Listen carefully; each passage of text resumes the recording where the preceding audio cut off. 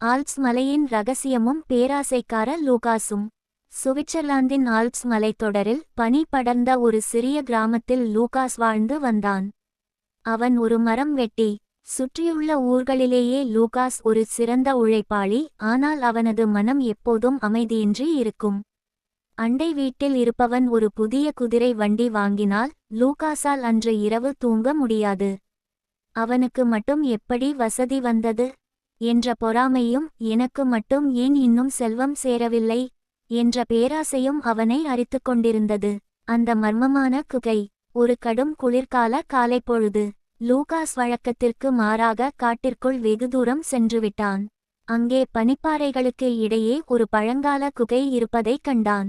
உள்ளே சென்றபோது அங்கிருந்த ஒரு பீடத்தில் பழங்காலத்து வெள்ளி கோடரி ஒன்று மின்னிக் கொண்டிருந்தது.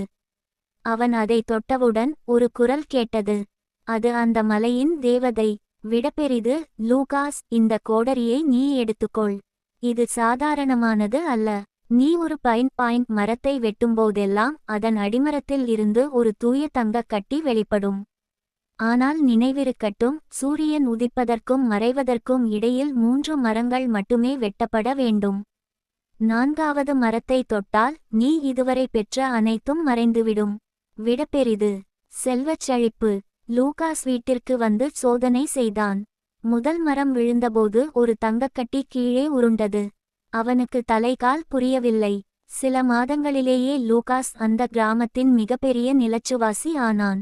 ஜெர்மனியிலிருந்து இறக்குமதி செய்யப்பட்ட விலை உயர்ந்த கம்பளி ஆடைகள், இத்தாலியிலிருந்து கொண்டு வரப்பட்ட திராட்சை ரசங்கள் என அவன் வாழ்க்கை ஆடம்பரமாக மாறியது. ஆனால் அவனது கண்கள் எப்போதும் மலை உச்சியையே பார்த்து கொண்டிருந்தன. 3 கட்டிகள் போதாது. என்னால் நூற்றுக்கணக்கான கட்டிகளை ஒரே நாளில் எடுக்க முடியும் என்று அவன் உள்ளம் துடித்தது. பேராசையின் உச்சம். ஒரு நாள் பெர்ன் நகரிலிருந்து ஒரு பெரும் வணிகன் லூகாஸை பார்க்க வந்தான்.